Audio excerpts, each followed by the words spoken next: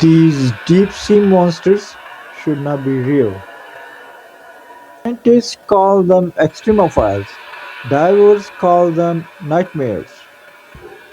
A primal dread of the cold, crushing dark, and the things that call it home. But what if I told you that your imagination isn't the scariest thing down there? The reality is so much worse. Today, we descend into a world where evolution has taken a horrifying turn, where some things were meant to stay hidden forever. These are the real-life monsters of the deep. Section 1. The Twilight Zone. Terrors. Our descent begins in the Mesopelagic, or Twilight Zone. Down here, from about 660 to 3,300 feet, the sun's reach is feeble, and the creatures get weird. For centuries, sailors told tales of giant sea serpents. They were dismissed as legends, but they were based on something real. The oarfish. As the world's longest bony fish, it has been reported to reach up to 36 feet. Its silvery, ribbon-like body and a fiery crimson fin inspired those monster stories. Rarely seen, they sometimes surface when sick or dying. To this day, seeing one is considered an omen of earthquakes, though science has found no real link. But the Twilight Zone has stranger things. Meet the barrel-eye. This fish has one of the most bizarre features in the animal kingdom: a transparent, fluid-filled head. You can see right through its forehead. Those two dots on the front that look like eyes? Those are its nostrils. Its real eyes are two massive green orbs inside. Its head, constantly staring upwards through the clear dome, searching for prey. Scientists thought its eyes were fixed, looking up, until live footage revealed they can rotate forward. A seemingly impossible biological feat.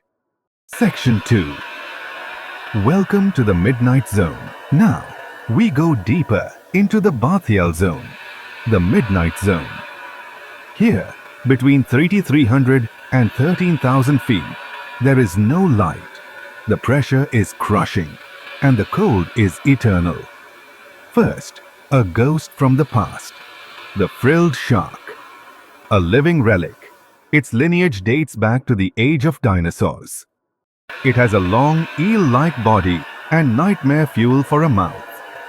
Around 300 trident-shaped teeth in 25 rows, all pointing backward to ensure nothing escapes.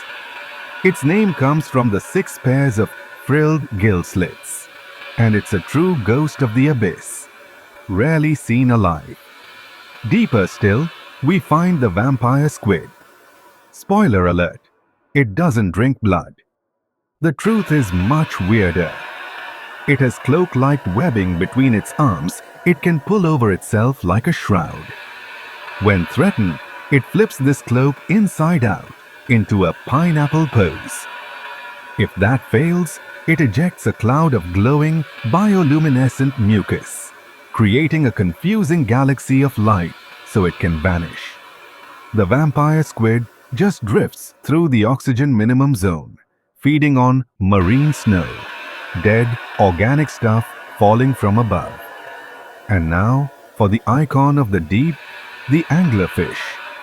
In the pitch black, it hunts with a bioluminescent lure dangling before its cavernous mouth.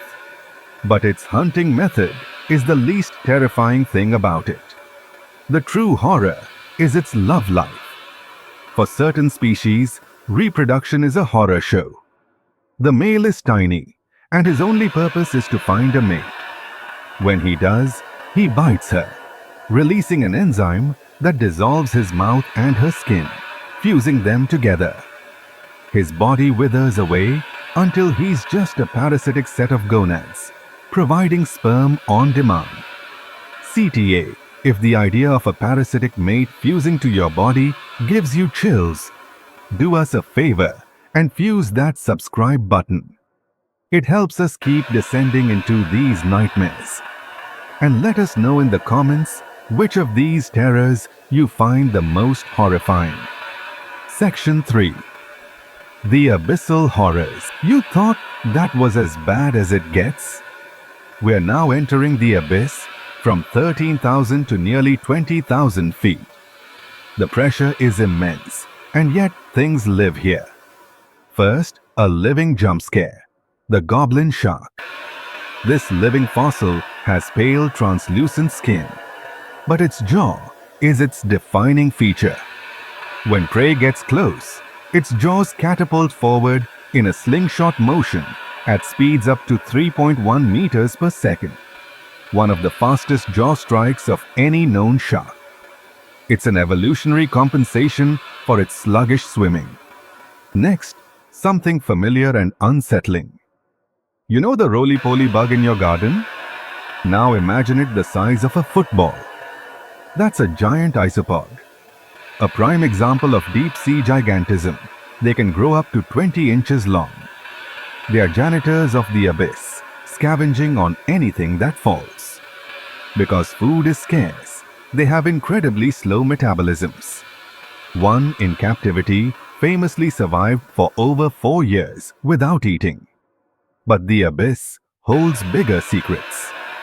The legends of the Kraken were likely encounters with the largest invertebrates on Earth, the giant and colossal squids.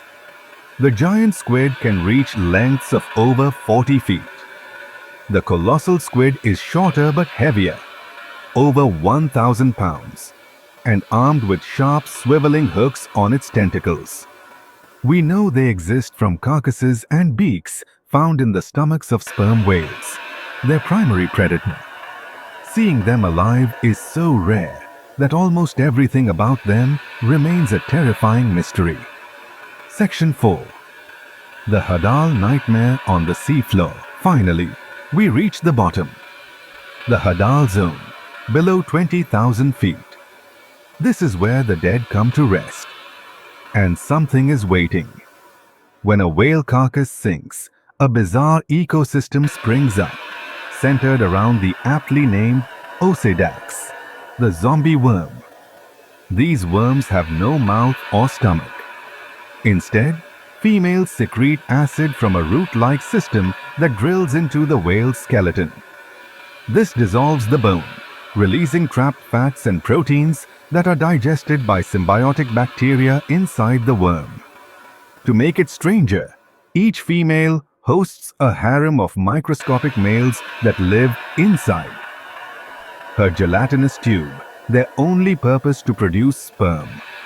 Conclusion: from transparent heads to parasitic mates and bone-eating zombie worms, the deep ocean is a theater of biological marvels straight out of a horror movie.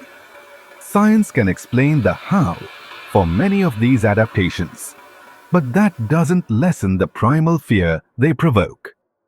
And it can't answer the biggest question of all. What else is down there, waiting in the dark that we haven't found yet? Some things were meant to stay hidden,